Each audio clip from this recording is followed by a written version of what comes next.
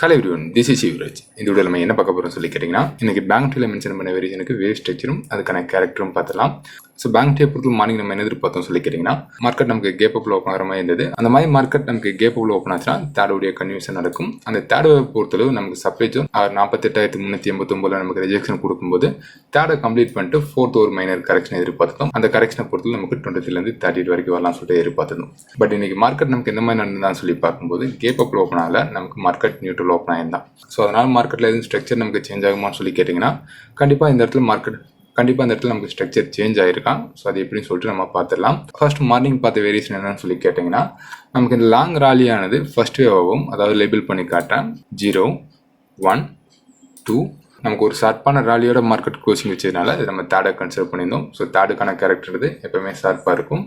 So அதை base பண்ணி தான் மார்க்கெட் நமக்கு கேப் அப் கொடுத்ததுன்னா நமக்கு தேர்டுடைய கன்வியூஷனாக இருக்கும்னு சொல்லிட்டு எதிர்பார்த்திருந்தோம். ஸோ இந்த இடத்துல மார்க்கெட் நமக்கு கேப் அப் கொடுத்துருந்தானா இந்த ஷார்ப்பான ராலியானது நமக்கு கன்வியூஷன் நடந்திருக்கும். அது நம்ம தேர்டை கன்சிடர் பண்ணிக்கலாம். பட் மார்க்கெட்டானது நமக்கு நியூட்ரலில் ஓப்பன் ஆகிட்டு ஒரு மைனர் கரெக்ஷன் கொடுத்ததுனால நம்ம இமீடியட்டாக இந்த இடத்துல நம்ம தேர்டை கம்ப்ளீட் பண்ணுற மாதிரி இருக்கும். இந்த இடத்துல நம்ம தேர்டை கம்ப்ளீட் பண்ணும்போது இன்றைக்கி நடந்த இந்த மைனர் கரெக்ஷன் ஆனது நமக்கு 4th இருக்கும்.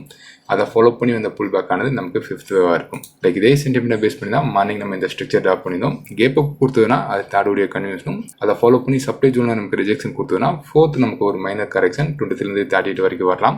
ஒன்ஸ் 4th கம்ப்ளீட் ஆச்சுன்னா நமக்கு 5th ராலி நடக்கும்னு சொல்லிட்டு எதிர்பார்த்திருந்தோம். பட் மார்க்கெட் ஆனது நமக்கு இமீடியட்டாக 4th கம்ப்ளீட் ஆகிட்டு 5th ராலி கம்ப்ளீட் ஆகிட்டான். நமக்கு 5th மேலே போயிட்டான். இப்பொழுது நம்ம எதிர்பார்த்த மாதிரி மார்க்கெட் சப்ளை ஜோனில் ரிஜெக்ஷன் கொடுத்திருந்தாலும் இந்த இடத்துல மென்ஷன் பண்ண மாதிரி நமக்கு 38ல் புல் பேக் கொடுத்துட்டு ஃபர்தராக மேலே போகிறதுக்கான பாசிபிலிட்டிஸ் இருக்காது. ஸோ இதுதான் இந்த பிக்சருக்கும் மார்க்கெட்டில் இன்றைக்கி நடந்ததுக்கும் உள்ள வித்தியாசம். இந்த இடத்துல நமக்கு என்ன ஸ்ட்ரக்சர் கிடைக்கும்னு சொல்லி கேட்டிங்கன்னா, நமக்கு 5 ஸ்ட்ரக்சர் கம்ப்ளீட் ஆனதுனால அதை ஃபாலோ பண்ணி 3 கொண்ட ஒரு கரெக்ஷன் நடக்கலாம். அது எவ்வளோ தூரம் வரலாம்னு சொல்லி கேட்டிங்கன்னா, மினிமம் 38லேருந்து 61 வரைக்கும் கரெக்ஷன் கொடுக்குற மாதிரி இருக்கும். அதுக்கான ரீட்ரேஸ்மெண்ட்டை பொறுத்தளவு நீங்கள் இந்த வீடியோ பாட்டத்துக்கும் இன்றைக்கி ஃபார்ம் ஆன இந்த ஹைக்கும் எடுக்கிற மாதிரி இருக்கும். ஸோ மார்க்கெட் கிட்டத்தட்ட நமக்கு 30 ரீச் பண்ணிட்டா. இந்த இடத்துல நமக்கு என்னென்ன ஸ்ட்ரக்சர் கிடைக்கலாம்னு சொல்லி கேட்டிங்கன்னா, இந்த இடத்துல ஒரு மைனர் கன்சால்டேஷன் கொடுக்கலாம். இந்த கன்சால்டேஷனை ஃபாலோ பண்ணி மார்க்கெட் கீழே வரும்போது நமக்கு 38 or 50ல் சப்போர்ட் இருக்கிற மாதிரி இருக்கும். என்னோட எக்ஸ்பெக்டேஷன் 38 நல்ல ஒரு சப்போர்ட்டை ரியாக்ட் ஆகிட்டு மார்க்கெட் அகைன் நமக்கு புல் பேக் கொடுக்கலாம். இன்றைக்கி மார்க்கெட் இந்த புல் பேக்கோட க்ளோசிங் வச்சதுன்னா இது ஏபிசி கரெக்ஷனுக்கான பி லெக் ஆகிருக்கும். இல்லை நமக்கு இந்த புல் பேக்கை ஃபாலோ பண்ணி அகைன் நல்ல ஒரு கரெக்ஷன் கொடுக்கலான்ற பட்சத்தில் நமக்கு 50லேருந்து 61 வரைக்கும் வரலாம். இது நமக்கு சி லெக்காக இருக்கும். இதுக்கான லேபிளை பொறுத்தளவு இது நமக்கு 0வாக இருக்கும். ஏ பி சி. ஸோ இதுதான் இந்த வேரியேஷனுக்கான ப்ராப்பரான வேவ் ஸ்ட்ரக்சர். ஸோ இந்த இடத்துல நம்ம எந்த மாதிரி ட்ரேட் எடுக்கலாம்னு சொல்லி கேட்டிங்கன்னா, மார்க்கெட் நமக்கு சப்ளை ஜோனை ரீச் பண்ணும்போது 5th வேவ் கம்ப்ளீட் ஆயிடுச்சுன்னு உங்களுக்கு தெரிஞ்சதுன்னா இந்த இடத்துல நீங்கள் ஷார்ட் பொசிஷன் எடுத்துருக்கலாம். அதாவது நமக்கு 0 ஷார்ட் பொசிஷன் எடுத்து ப்ராக்ரஸ் பண்ணுற மாதிரி இருக்கும். பட் இந்த இடத்துல ஆல்ரெடி நமக்கு 0 கம்ப்ளீட் ஆனதுனால நம்ம பி லெக்ல ட்ரேட் எடுக்கலாம். பட் அந்தளவுக்கு கன்வீனியன்ட்டான ப்ராஃபிட் கிடைக்காது. ஸோ மோஸ்ட்லி நீங்கள் ஹையர் டைம் ஃப்ரேமில் ட்ரேட் எடுக்கிற மாதிரி இருந்ததுன்னா நீங்கள் பி லெக்ல ட்ரேட் எடுக்கலாம். லோவர் டைம் ஃப்ரேமை பொறுத்தவரை நீங்கள் பி லெக் அவாய்ட் பண்ணுறது கொஞ்சம் பெட்டராக இருக்கும். ஸோ என்னோட சஜஷனும் இந்த இடத்துல நீங்கள் பி லெக் அவாய்ட் பண்ணுறது தான் கொஞ்சம் பெட்டராக இருக்கும். அப்போ நம்ம எந்த வேவில் ட்ரேட் பண்ணுற மாதிரி இருக்கும்னு சொல்லி கேட்டிங்கன்னா, சி லெக்கில் தான் நம்ம ட்ரேட் பண்ணுற மாதிரி இருக்கும். ஸோ இந்த இடத்துல நம்ம சி லெக்கில் எந்த மாதிரி ட்ரேட் எடுக்கலாம்னு சொல்லி கேட்டிங்கன்னா, ஒன்று மார்க்கெட் ஏல கூடிய பாடத்தை கட் பண்ணும்போது நம்ம ஷார்ட் பொசிஷன் எடுக்கலாம். இல்லை இன்னும் கொஞ்சம் அட்வான்ஸாக எடுக்கலாம்னு சொல்லி கேட்டிங்கன்னா, பி லெக்கை உங்களால் ப்ரிடிக்ட் பண்ண முடிஞ்சதுன்னா நம்ம பி லெக் கூடிய ஹையில் எடுக்கலாம். அதை பொறுத்தல எந்த மாதிரி இருக்குன்னு சொல்லி கேட்டிங்கன்னா, பி லெக்கில் ப்ராப்பரான 3 வே ஸ்ட்ரக்சர் நடந்திருக்கணும். மார்க்கெட் இந்த மைனர்ஸுக்கு 3 வே ஸ்ட்ரக்சரோட ரீட்ரேஸ்மெண்ட் 61 ரீச் பண்ணிட்டு நமக்கு ரிஜெக்ஷன் கொடுத்ததுன்னா நம்ம பி லெக் கூடிய ஹையிலே ட்ரேட் எடுக்கலாம். பட் லோவர் டைம் ஃப்ரேமை பொறுத்தளவு அந்தளவுக்கு ப்ரிசைஸான ஸ்ட்ரக்சர் கிடைக்காது. ஸோ அதனால் நம்ம வேறு எந்த மாதிரி ட்ரேட் எடுக்கலாம் சொல்லி கேட்டிங்கன்னா, இந்த இடத்துல நம்ம இண்டிகேட்டர் அப்ளை பண்ணலாம். நான் வழக்கமாக யூஸ் பண்ணுற பொறுத்தவரை மூவிங் ஆவரேஜும் RSIயும் யூஸ் பண்ணுவேன். இந்த இடத்துல ரெண்டுமே அப்ளை பண்ணி காட்டுறேன். ஸோ நான் மூவிங் ஆவரேஜை பொறுத்தளவு 20 and 200 யூஸ் பண்ணுவேன். ஸோ இந்த இடத்துலையும் நான் 20 200 தான் அப்ளை பண்ணியிருக்கேன்.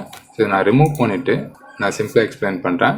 ஸோ இந்த ஸ்ட்ரக்சருக்கு ஆல்ரெடி மார்க்கெட் 20 கட் பண்ணிட்டான். நமக்கு 200ல் நியர்பை சப்போர்ட் எடுத்திருக்கான். பட் இன்னும் கன்வீனியண்ட்டாக மார்க்கெட் ரீச் ஆகலை. ஸோ நம்ம ப்ரீவியஸில் சொன்ன மாதிரி மார்க்கெட் இந்த கன்சல்டேஷனை ஃபாலோ பண்ணி 200ல் சப்போர்ட் எடுக்கிறான்ற பட்சத்தில் அகைன் ஒரு சின்ன கன்சல்டேஷனோ ஆர் மைனர் புல் பேக்கோ கொடுக்கறதுக்கான ப்ராபர்ட்டி இருக்கும்.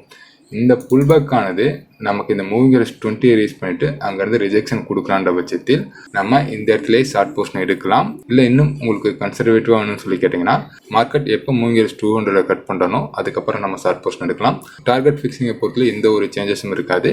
நமக்கு 30 கட் பண்ணுற பட்சத்தில் உங்களோட டார்கெட்டை 50லேருந்து 61 வரைக்கும் கொண்டு போகலாம். அதே மாதிரி இந்த இடத்துல நம்ம RSI எந்த மாதிரி அப்ளை பண்ணலாம் சொல்லி கேட்டிங்கன்னா, ப்ரீவியஸில் நமக்கு இந்த 5th வேல ஒரு டைவர்ஜென்ஸ் கிடச்சிருக்கணும்.